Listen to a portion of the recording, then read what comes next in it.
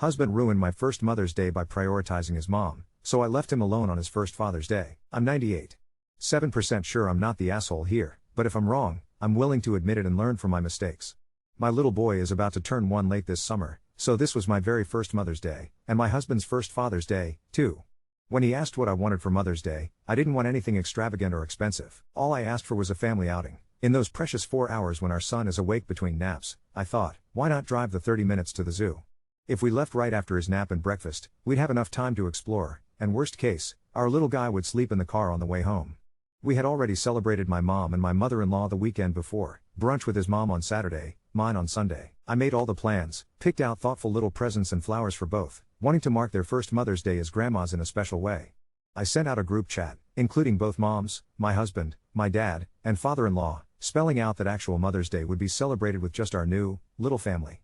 No confusion, no surprises, especially since my Mill is notoriously pushy and overbearing. But the Saturday before Mother's Day, my Phil texted my husband a picture of a mountain of mulch bags, apparently 300 bags. He joked about a busy weekend ahead. That night, my Mill called my husband, asking him to come by first thing Sunday morning to help move all those bags.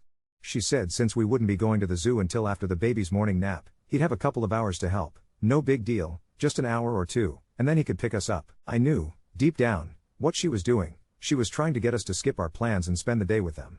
I told my husband this.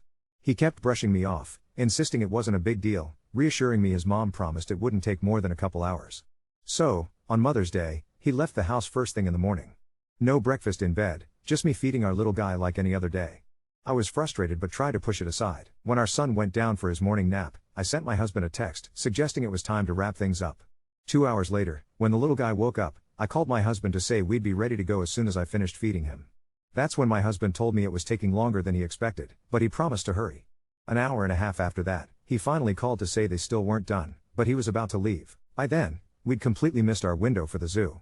I told him not to bother coming home, just finish up, I said, since he hadn't done a single thing I'd asked for. He knew without a doubt how pissed I was. A little while later, my Mill called, suggesting since we weren't going to the zoo, I should bring the baby over and hang out with her while the boys finished working. I admit, I was pretty snippy when I told her I had no interest in spending my first Mother's Day with the very people who'd helped ruin it. After that, I stayed home, ordered pizza, and binged Netflix, trying to salvage something out of the day. When my husband finally got home, he was full of apologies, asking what he could do to make it up to me. I told him he could start by not ruining my first Mother's Day in the first place. I also said he could plan on spending Father's Day with his mom and dad, because me and my little boy were going to my parents to celebrate. Since Mother's Day, my Mill kept texting and calling, but I made my responses short and bland. My husband kept apologizing, asking what he could do, but, honestly, I didn't want to bother anymore. It was just one day, but it was my first ever Mother's Day, and I hadn't asked for anything complicated, just a bit of time together as a little family. The hardest part, really, is that my husband is just incapable of setting boundaries with his mother, and she's incapable of considering anyone's feelings but her own. This past Saturday, he asked if I was still going to my parents for Father's Day. He said he'd like to go with us. I told him he could do whatever he wanted, but, since I hadn't done anything for his dad, maybe he'd want to go see him. In the end, we both went to my parents, and honestly, it was a lovely day. My dad grilled, the weather turned out beautiful, and we spent the afternoon out on the deck, playing with our son. I'm not sure what, if anything, my husband did for his father. I know he got a lot of texts during the day, which I assume were from his mom. She sent me a snippy text, accusing me of hurting her by being with my family at her son's expense. I told her, bluntly, that she got to spend Mother's Day with her baby boy, so now it was only fair I spent Father's Day with my family. I know my husband was hurt that we didn't do anything to acknowledge him on Father's Day. On the drive to my parents' house, I told him I was just matching his energy. I admit, I haven't tried to de-escalate the drama, I'm still hurt.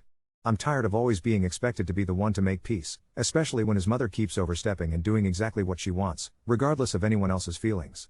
This isn't the first time, and I'm just so tired. Update 1.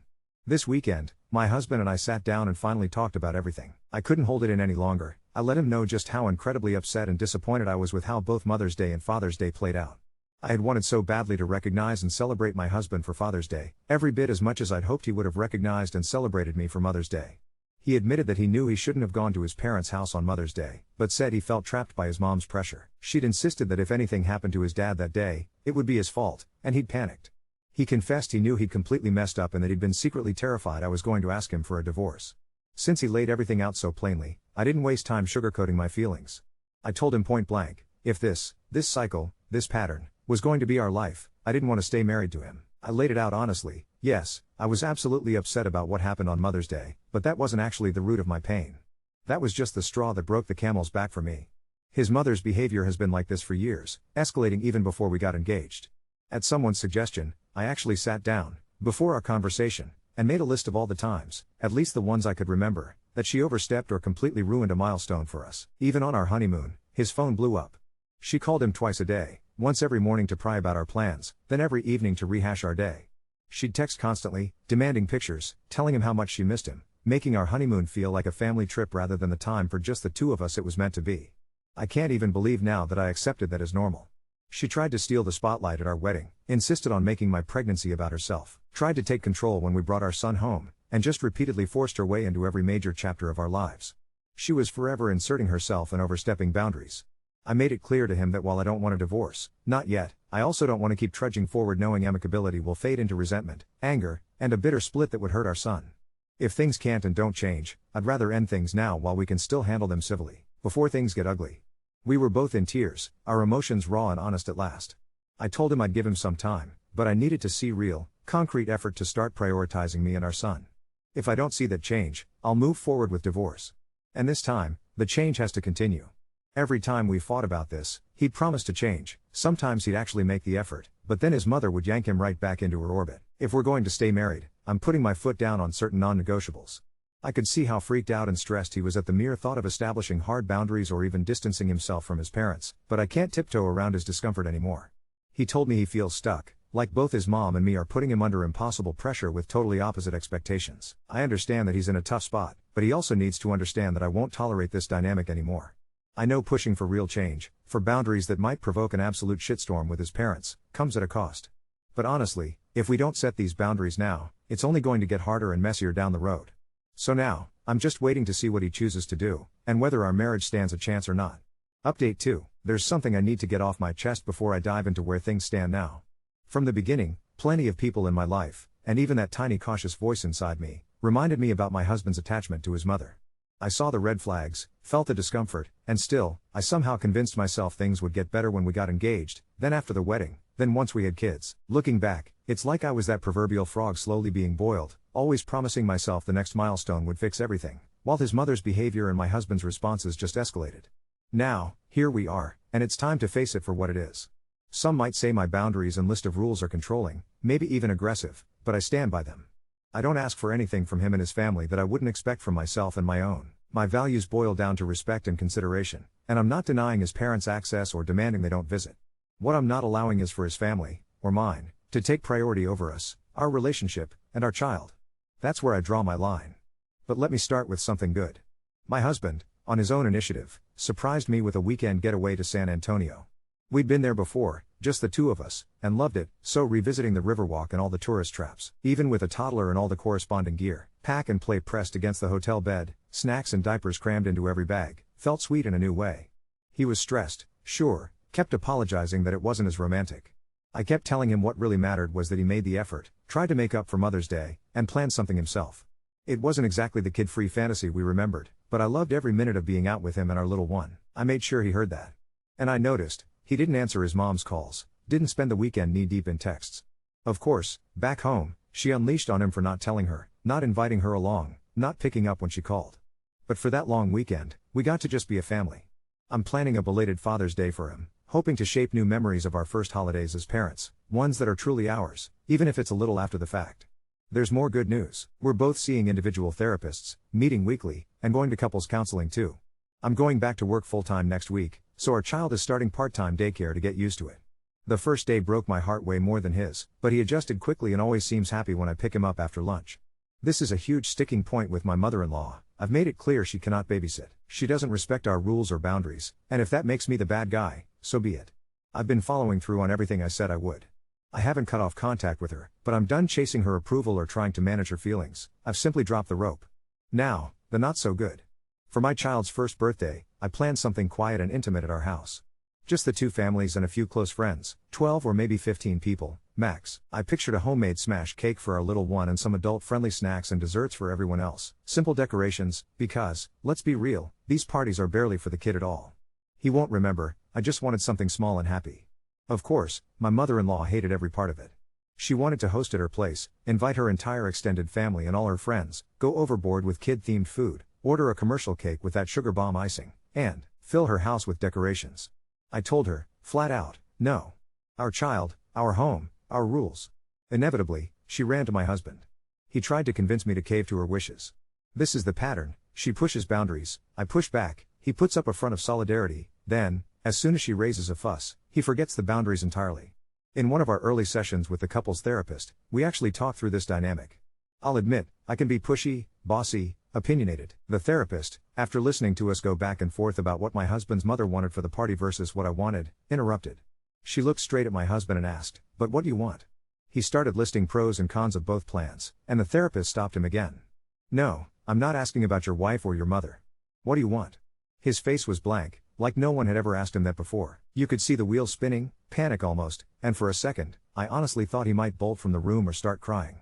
The upshot was this: if he truly doesn't care, if he genuinely doesn't have an opinion, he can defer to me. That's his right as my partner.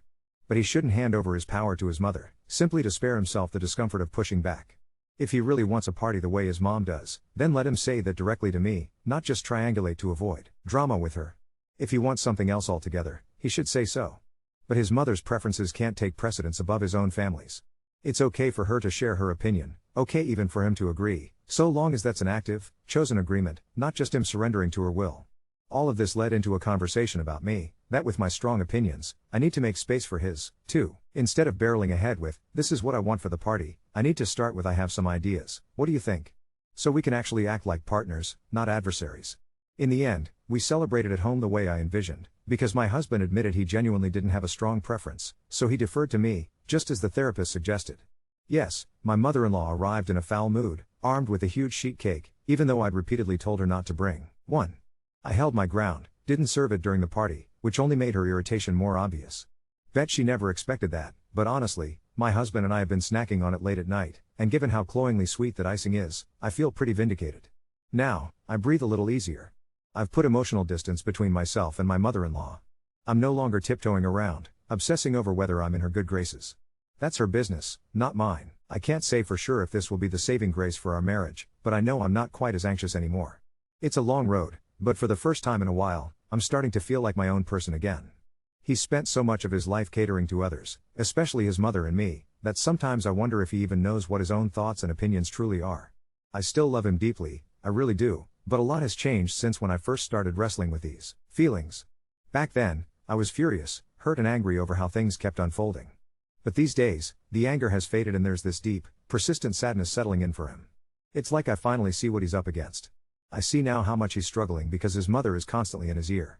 I know she's been complaining to him about me. I haven't been going out of my way to bow to her wishes, haven't visited on my own, and I definitely haven't dropped everything to adjust my plans just because they decide to show up unannounced. I know that's become a problem for her. Still, I haven't pushed him to set boundaries with her, not yet. Maybe I should, but I keep holding back. Part of me is starting to realize he's almost forgotten how to advocate for himself, and part of me wonders if he'll ever be able to change that. Update 3. I honestly didn't think I'd be writing another update so soon, but life has a way of throwing curveballs when you least expect them. Things have taken a turn I never saw coming, and I'm still trying to process everything that's happened in the past few weeks. So, therapy has been going well, or at least, I thought it was. My husband seemed to be making real progress in individual sessions, and our couples counseling felt productive. He was finally starting to speak up about what he wanted instead of just defaulting to whatever his mother or I preferred. Small victories, but victories nonetheless. Then, about 2 weeks ago, something weird happened. My husband started acting different. Not bad different, necessarily, but distant. He'd come home from work later than usual, claiming he had extra projects. He was on his phone more, but would quickly put it away when I walked into the room. Classic red flags, right? But honestly, given everything we'd been working through, I thought maybe he was just processing or talking to his therapist more frequently. Last Tuesday, I had to leave work early because our son spiked a fever at daycare. When I got home, I found my husband's laptop open on the kitchen counter, something he never does.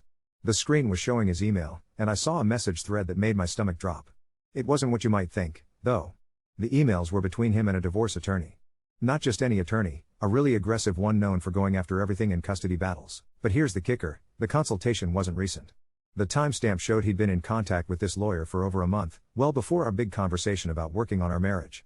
I sat there staring at that screen, feeling like the ground had shifted under my feet. All those therapy sessions, all his promises about change, all the effort I thought we were both making, and he'd been planning an exit strategy the entire time? I took photos of the emails with my phone before closing the laptop, my hands shaking. That night, I didn't say anything.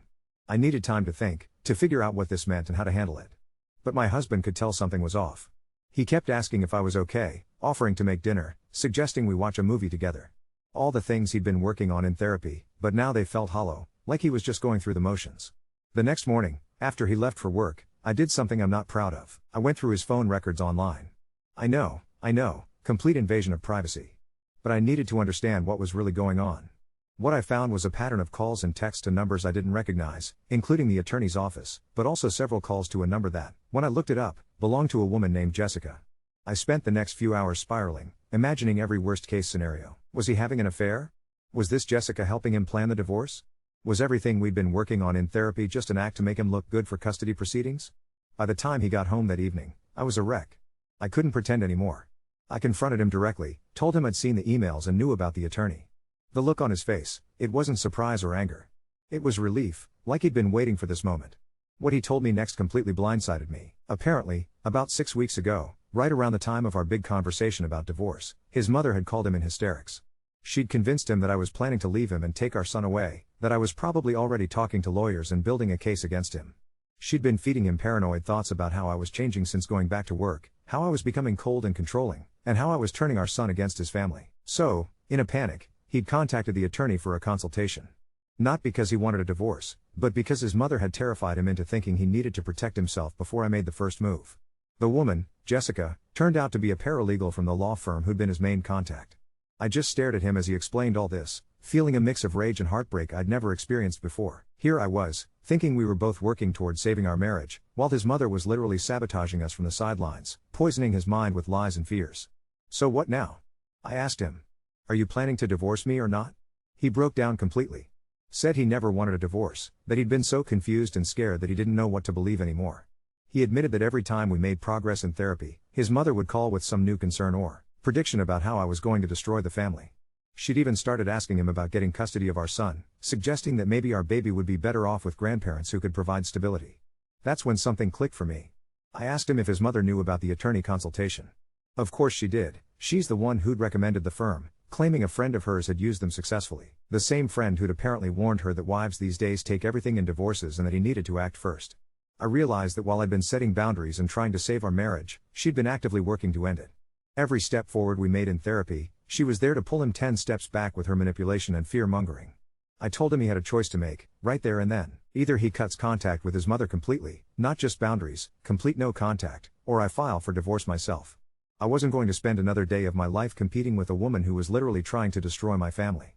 He's been staying at his brother's house for the past week while he thinks things over. His mother has been calling me nonstop, leaving voicemails about how I'm tearing the family apart and how I'm poisoning her son against her. The irony would be funny if it wasn't so devastating. Yesterday, he texted asking if we could meet to talk. Part of me hopes he's finally ready to choose our family over her manipulation. But another part of me is already mentally preparing for the possibility that he's too enmeshed to ever truly break free. Our son keeps asking where daddy is, and I don't know what to tell him.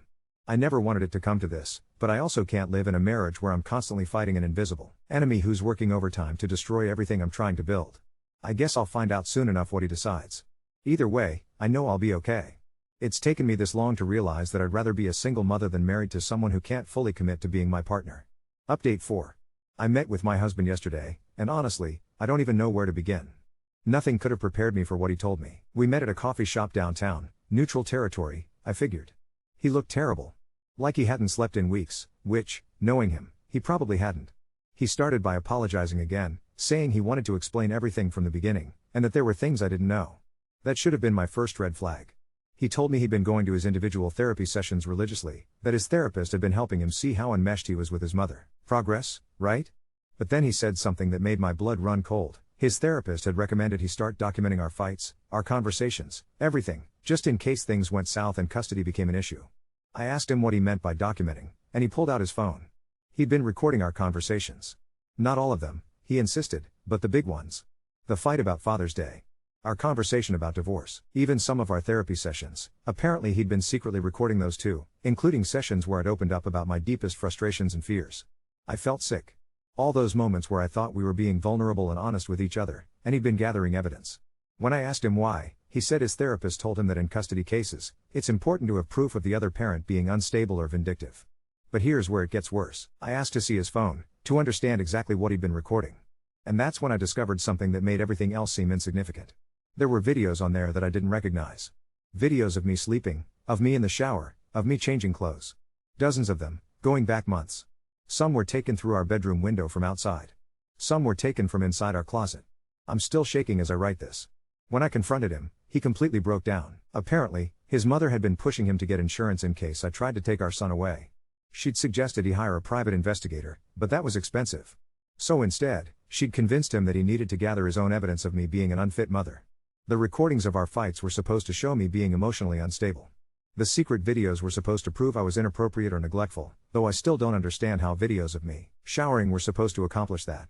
When I asked him how long this had been going on, he admitted it started right after our son was born. His mother had planted the idea that new mothers sometimes lose it and that he needed to be prepared to protect his child. She'd even gone as far as to suggest that postpartum depression could make me dangerous. I stood up and walked out of the coffee shop. I didn't say a word to him, just left him sitting there. I drove straight to a lawyer's office, not the same firm he'd consulted with, obviously. What I learned there was terrifying. Apparently, what he'd been doing could be considered stalking and invasion of privacy. The lawyer said that in some cases, this kind of behavior escalates. She recommended I file for a restraining order immediately and document everything. But there's more. When I got home yesterday evening, I found my mother-in-law sitting in my driveway. She'd been waiting for over 2 hours, she said, and she needed to talk to me. Against my better judgment, I let her in. She knew. She knew about everything, the recordings, the videos, all of it. And she wasn't apologetic. She was proud. According to her, I'd forced her son into this position by threatening divorce. She said that grandparents have rights too, and that if I thought I could just cut her out of her grandson's life, I was sadly mistaken. She'd been coaching my husband through all of this, telling him exactly what to document and when. Then she dropped the real bomb. She'd been in contact with Child Protective Services. She'd filed a report claiming I was neglecting our son, leaving him in daycare too much, and showing signs of severe depression and instability. She said the investigation should be starting any day now. I asked her to leave immediately, but before she did, she told me that she'd hired her own attorney and was going to petition for grandparents' rights and partial custody. She said that one way or another, she wasn't going to let me poison her grandson against his family. After she left, I called my lawyer back. We're filing for an emergency custody hearing and a restraining order against both of them. I've already moved our son and myself to my parents' house. My husband has been calling and texting nonstop since yesterday. He keeps saying this has all gotten out of hand, that he never meant for it to go this far, and that his mother made him do things he didn't want to do. But I can't unsee those videos. I can't unhear those recordings. I've been married to a stranger this whole time. Someone who could spy on me, record me without my knowledge, and violate my privacy in the most intimate ways, all while going to therapy and pretending to work on our marriage. The worst part? I keep thinking about all the times I felt like someone was watching me, all the times I had that weird feeling like I wasn't alone in my own house. My instincts were right, and I ignored them. My lawyer says that with the evidence we have, I should get full custody easily. The recordings and videos actually work in my favor now, proving that my husband and his mother were engaged in a coordinated campaign of harassment and surveillance. But I'm terrified about the CPS investigation. What if they believe her lies? What if they think I really am an unfit mother? My lawyer says not to worry, that false reports like this usually backfire on the person making them, but I can't help but panic every time I hear a car in my parents' driveway. I never thought my marriage would end like this.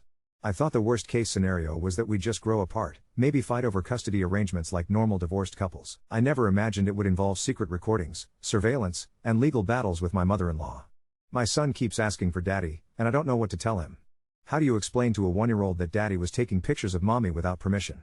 How do you protect a child from adults who claim to love him but are willing to destroy his family to get what they want?